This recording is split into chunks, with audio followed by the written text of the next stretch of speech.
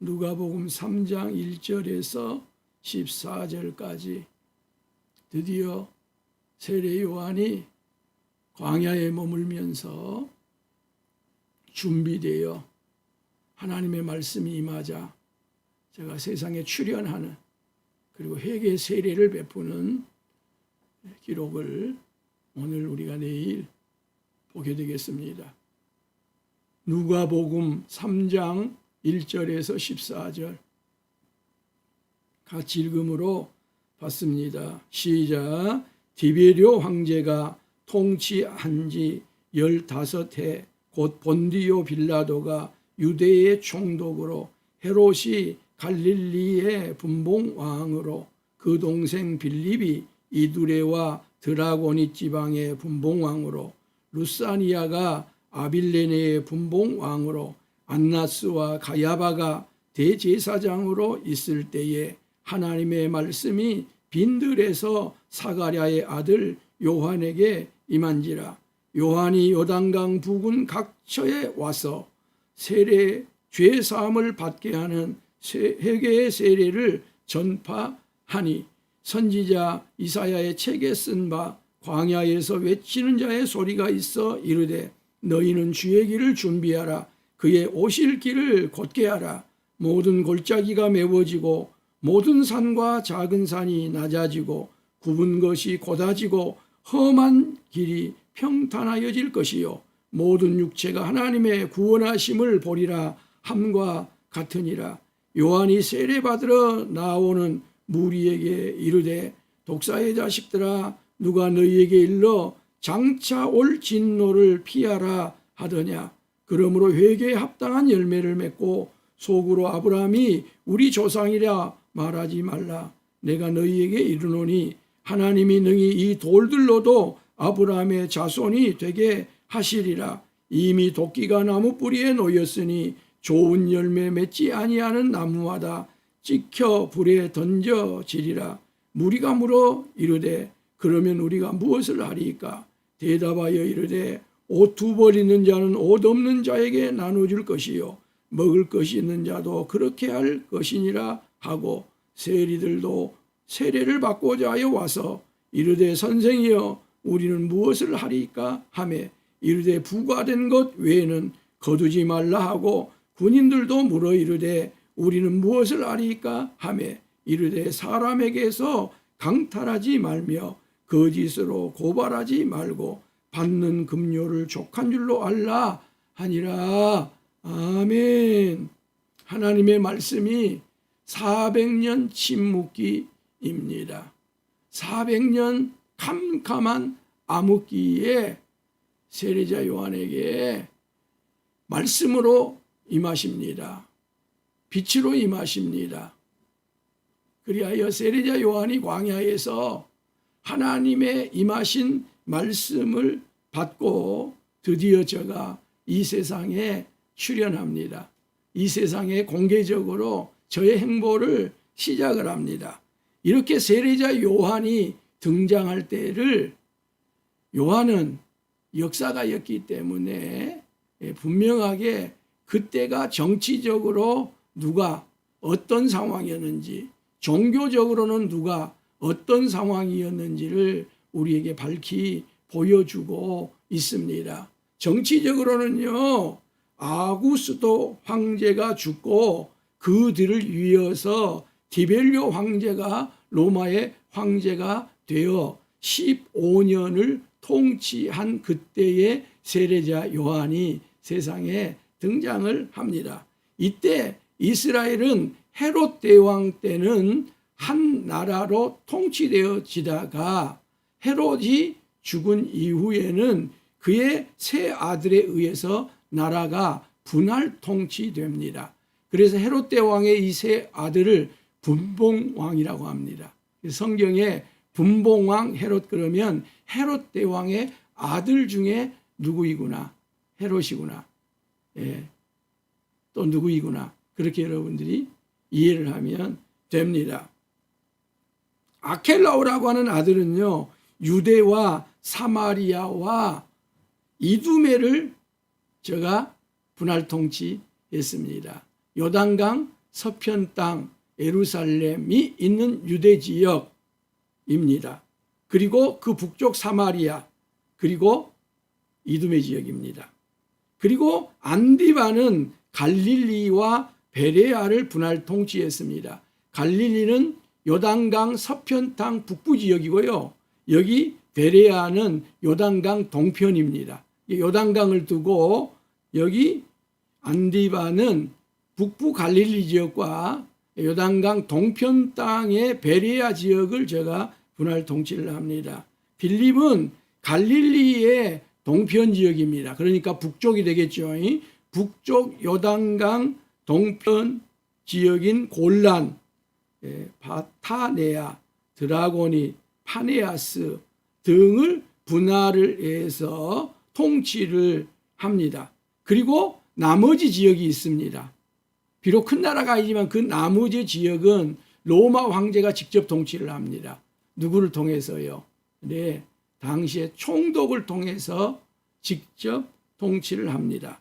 이렇게 헤롯 대왕 이후에 그의 아들들에 의해서 3구분돼서 이스라엘이 분할 통치를 받게 되는데, 그 중에 예수님이 장차 십자가를 지게 될 예루살렘이 포함된 유대 지역, 그리고 사마리아, 이두메 이 지역을 다스렸던 아켈라오가 매우 폭정을 행합니다.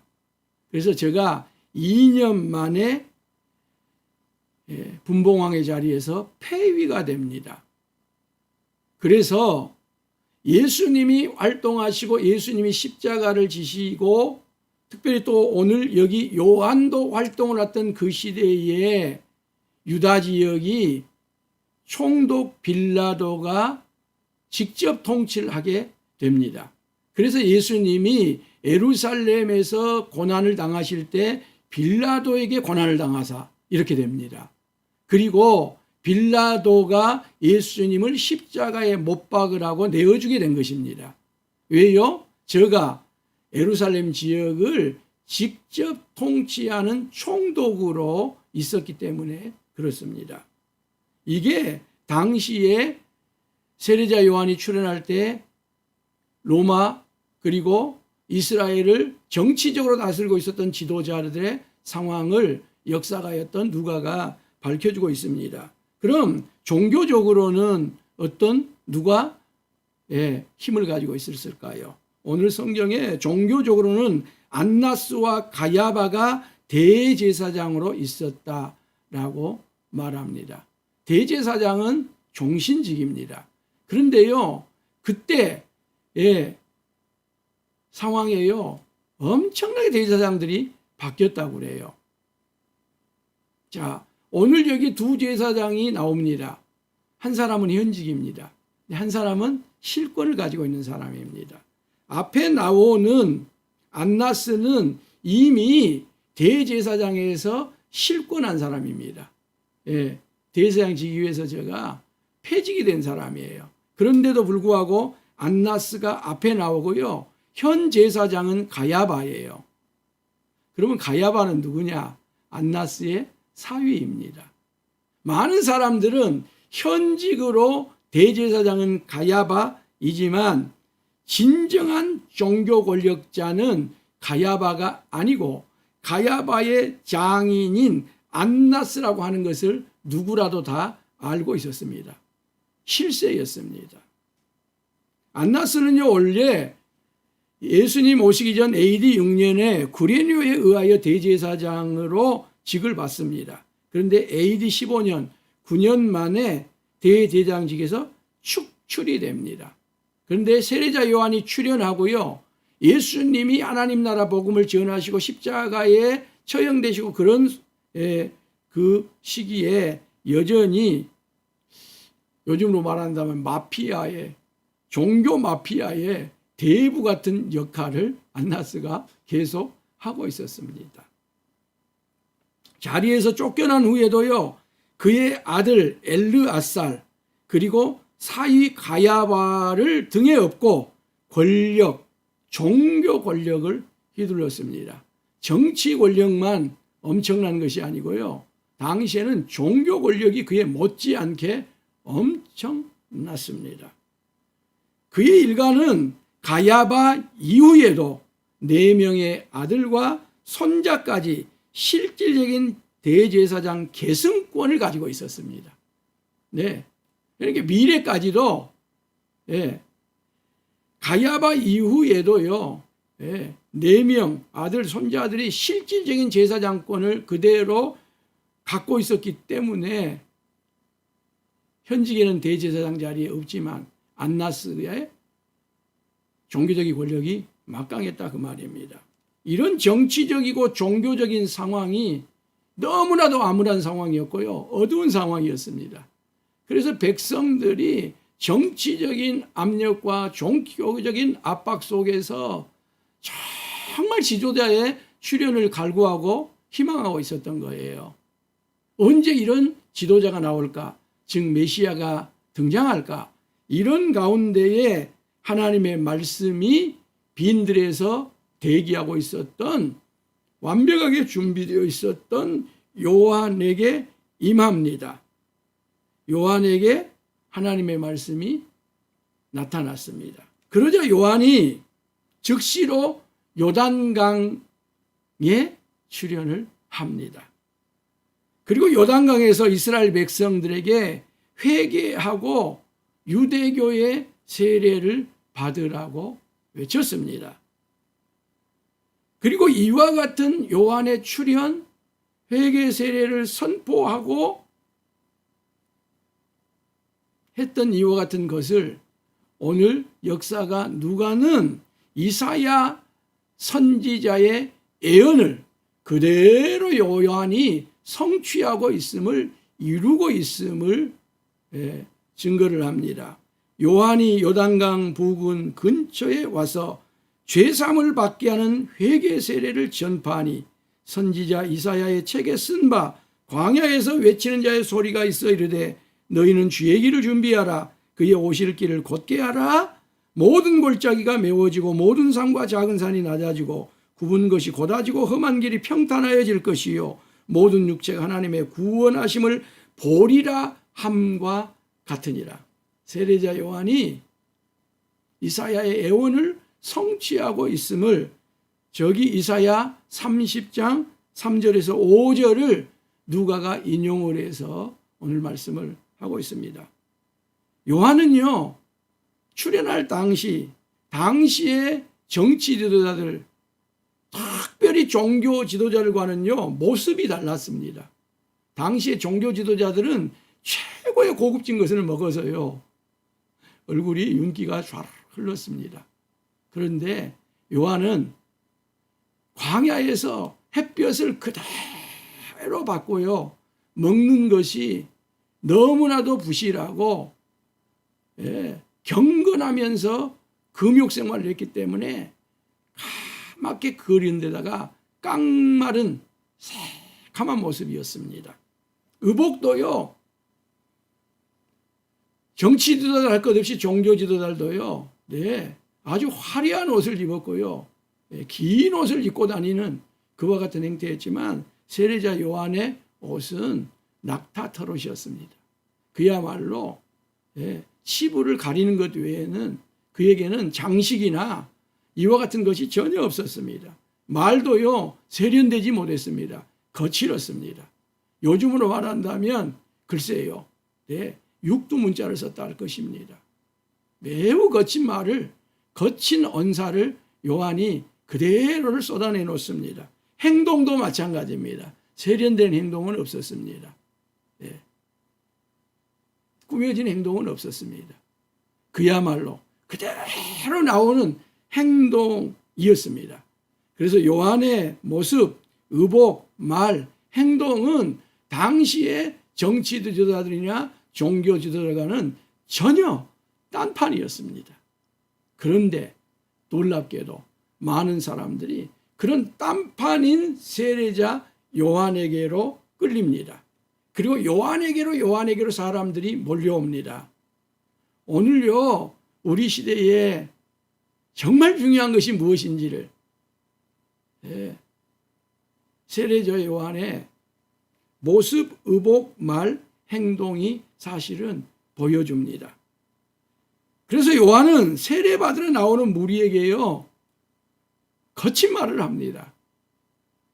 독사의 자식들아, 누가 너희에게 일러 장차 올 진노를 피하라 하더냐. 당시에요, 광야에 있는 독사들은 산불이 혹시라도 나게 된다 할지, 산불이 덮치게 된다 할지 그러면요, 급히 그 굴에서 나와서 강으로 도망을 간다 그래요. 물로 도망을 간다 그래요.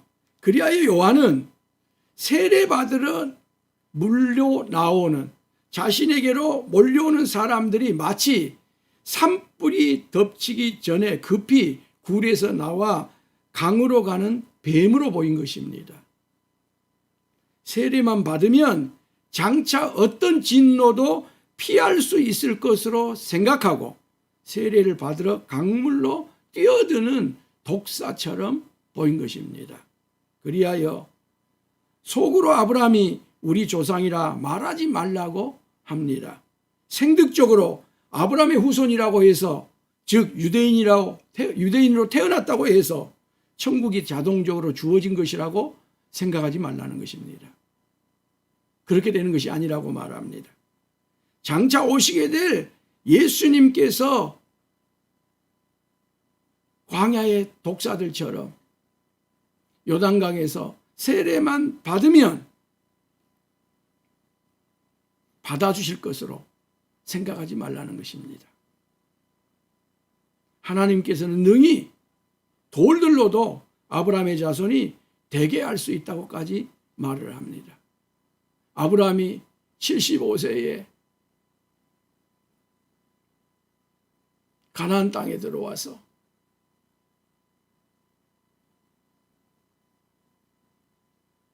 요셉을 큰 20년 걸려서 25년 걸려서 봤잖아요. 이삭을. 하나님은요, 아브라함의 아들을 돌들로도 만들 수 있다는 것입니다.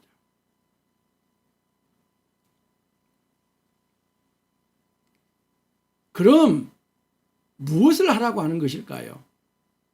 그러므로 회개에 합당한 열매를 맺으라 하는 것입니다. 세례를 받으라고 하는 것이 아닙니다. 회개에 합당한 열매를 맺으라는 겁니다. 이미 도끼가 나무 뿌리에 놓였으니 좋은 열매 맺지 아니하는 나무마다 찍어 불에 던지리라라고 말합니다. 회개는요, 여러분, 죄를 짓고 일이 잘못되었을 때 그냥 후회하는 것이 아닙니다. 감정적으로 슬퍼하는 회한만도 아닙니다. 회개는 죄에서 돌이키는 것입니다. 메타노이아입니다. 죄에서 돌이켜 하나님의 계획을 향하여 방향을 완전히 틀어서 나아가는 지속적인 행위입니다. 그리고 계속 의지적으로 결단하고 하나님의 뜻을 향하여, 하나님의 부르심을 향하여, 하나님의 명하심을 향하여 계속 나아가는 것이 회개입니다. 그리고 이게 바로 회개의 합당한 열매입니다. 회개가 중심입니다. 할례가 유대민족에 그러하듯이 세례 역시 외적인 상징, 회개했다고 하는 외적인 표식에 불과하다는 것입니다. 세례 자체가 마음의 죄를 씻어주는 것이 아니라고 하는 것입니다. 하나님의 의를 이루어주는 것도 아니라는 것입니다. 세례를 통하여 하나님의 진노를 피할 수 있다고 생각한다면 천부당 만부당하다는 것입니다. 예수님이 곧 하나님 나라를 가져오시는데 회개하지 아니하면 모두가 다 그 진노를 피할 수 없다는 것입니다. 세례 갖고 되는 것이 아니라는 것입니다. 오직 회개를 통하여서만 하나님의 진노를 피할 수 있다는 것입니다. 그러자 이와 같이 거친 말이었지만 사람들이 그 말을 듣고 움찔한 것입니다. 그 말을 듣고 이제까지 어떤 화려한 미사 여구나 세련된 말에도 저들의 마음에 도전이 되지 아니하고 충격이 되지 아니하고 요즘 말로 하면 은혜가 되지 아니하고 각성이 되지 아니했던 저들이 각성이 된 것입니다. 깨어난 것입니다. 도전을 받은 것입니다. 움찔한 것입니다. 뭔가 큰 충격을 받은 것입니다. 예. 저들의 마음과 저들의 영혼이 크게 한 방 맞은 것과 같은 이와 같은 놀라운 것을 경험한 것입니다. 왜 그렇습니까? 요한에게 하나님의 말씀이 임하였기 때문에 세례자 요한을 통하여서 나오는 그 말씀에 이와 같은 능력이 있었던 것입니다. 그래서 무리들이 먼저 묻습니다. 즉 우리와 같은 무리들입니다. 사람들이 먼저 묻습니다. 그러면 우리가 무엇을 하리까? 자, 이것은 우리가 다 해당됩니다. 한번 합시다. 그러면 우리가 무엇을 하리까? 요한이 대답합니다. 옷 두 벌 있는 자는 옷 없는 자에게 나누어 줄 것이요 먹을 것이 있는 자도 그렇게 할 것이니라. 저를 포함한 모든 사람에게는 회개에 합당한 열매가 한 가지 있습니다. 그것은 무엇이냐? 이기심을 버리는 것입니다. 무엇을 버리는 것이라고요? 이기심을 버리는 거예요. 모든 일반인들에게는, 무리들에게는 세례자 요한이 이기심을 버리라고 말합니다. 그게 회개 열매라고 말합니다. 무엇을 쌓아두려고 하는 마음을 버리고 여분을 다른 사람에게 나눠주라고 합니다. 여러분, 여분을 나눠주면 어떻습니까? 불안합니다. 걱정됩니다. 근심이 찹니다. 그와 같은 여분을 나눠줌으로 근심과 걱정과 불안과 공포가 있을 때에 하나님이 채워주시리라고 하는 믿음으로 나누어준 그 부분을 채우라는 것입니다. 하나님이 채워주실 거야. 내 불안과 염려와 근심과 걱정, 여분을 나눠버림으로, 여분을 다른 사람에게 주어버림으로 내게 있는 근심, 걱정, 염려는 하나님이 채우실 거야. 이기심이 버려지고요. 불안과 염려와 근심이 오면 그때 하나님을 의지하는 믿음이 들어옵니다. 그런데 내게 어떤 여분을 가지고 있으면요, 믿음이 들어올 자리가 없습니다. 특별히 하나님이 채우실 거라고 하는 믿음이 그 자리에 들어올 수가 없습니다. 이게 무리들이, 일반인들이 우리는 무엇을 해야 될까요? 할 때 세례자 요한이 회개의 열매로 제시하고 있는 것입니다. 이번에는 세리들도 세례를 받고자 하여 와서 묻습니다. 선생이여, 우리는 무엇을 하리까? 부과된 것 외에는 거두지 말라. 세리는요, 생리적으로 부패할 수밖에 없었습니다. 저들은 이 관직을 얻기 위하여 거액의 돈을 로마에 지급하였습니다. 그리하여 로마의 권력을 등에 업고 할 수 있는 대로 돈을 많이 거두었습니다.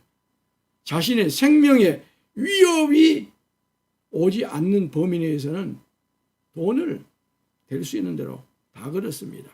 그리하여 로마 정부에 낼 책정된 금액을, 부과금을 제외하게는 모두가 다 자신이 착복을 했습니다. 그런데 여러분, 이 정도 되면 세리는 그만두라 그래야 될 것 같잖아요. 세리 그만둬라 그래야 될 것 같잖아요. 그런데 여러분, 세례자 요한이 세리를 그만두라고 말하지 않습니다. 왜 그렇습니까? 그 사람이 그만두면 또 세리가 그 자리에 앉아야 됩니다.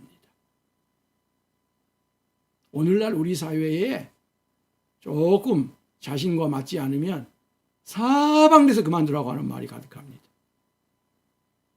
다른 사람이 거기 가면 더 잘할 수 있을까요? 내가 가면 더 잘할 수 있을까요?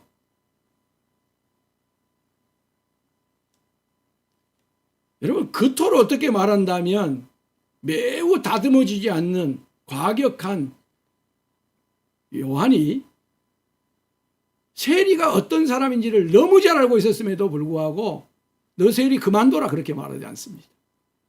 세리 자리에서 내려와라 그렇게 말하지 않습니다. 그 세리에게 정한 것 외에는 거두지 말라 그래요.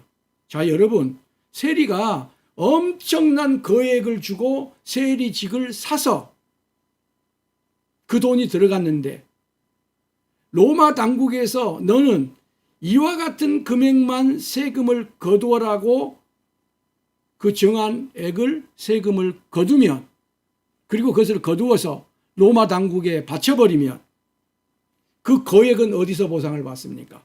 그리고 오늘을 어떻게 살아갑니까? 가정을 어떻게 꾸려갑니까? 그때 하나님이 채워주시리라고 하는 믿음을 가지라는 것입니다. 하나님은 너가 회개하고 정한 것만 거두어서 로마 당국에 바치고 너가 오늘 당장 먹을 일용할 양식이 없다면, 너의 가정에 쓸 뭔가가 없다면 하나님이 채워주신다는 것이고, 그때 하나님이 채워주시라고 하는 믿음을 갖는 것이야말로 최고의 믿음이라는 것입니다.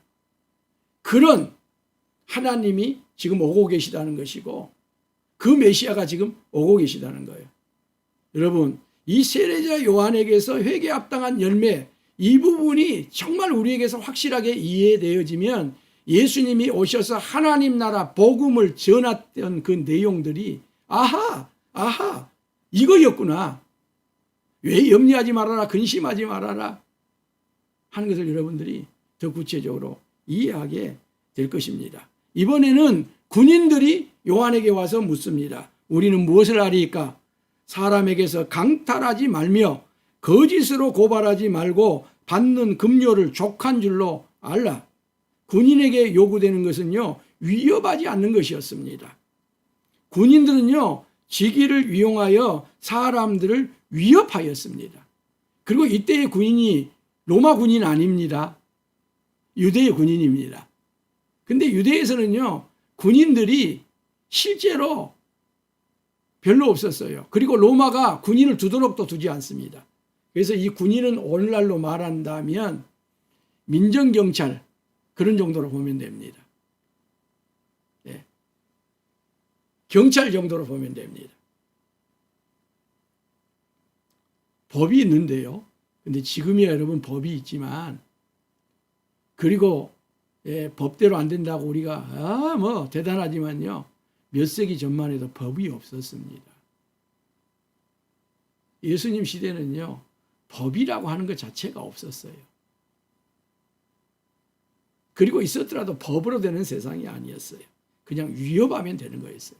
특별히 권력을 가진 사람들, 이 공권력을 가진 사람들은요, 위협하면 되었어요. 그래서 군인들에게는요, 급여도 주어졌지만 전리품을 취하여 가지고 부족한 수입을 보충하도록 장려를 했어요. 우리나라의 공무원 봉급이 적정한지는 모르겠습니다만은 이전에는요, 공무원 봉급을 적게 줬어요. 그래서 그냥 뇌물 받아 먹으라는 거예요. 그렇게 되면 안 되지요. 정말 적정하게 줘야지요. 그래서 그와 같은 것을 하지 못하도록 해야 되는 것이지요. 그런데 당시에는 그랬어요. 전쟁 시만 그랬을까요? 아니, 평화 시에도 그랬습니다. 그래서요, 심지어는 이런 경우도 있었다는 거예요. 한 가정당 군인 한 사람을 배정을 해줘요. 너희 가정에서 A라고 하는 이 군인을 먹여 살려라. 숙식 제공해라. 그랬다는 거예요. 저는 못하겠는데요. 그러면요, 거절을 하면 그 권력을 이용을 해가지고 그 가족을 아무런 잘못이 없는데도 궁지로도 몰아넣고요, 죄를 씌우고요, 그렇게 해서 힘들게 했다는 거예요. 그러므로 군인의 회계는 자신의 이익을 위하여 권력을 사용하지 않는 거예요. 위협하지 않는 거예요. 권력기관들, 우리나라에. 국가가 또 저들에게 권력을 위임한 이와 같은 기관들, 여기에 해당되는 것이죠. 사랑하는 성도 여러분, 요한의 목적은요, 세례 자체가 아닙니다.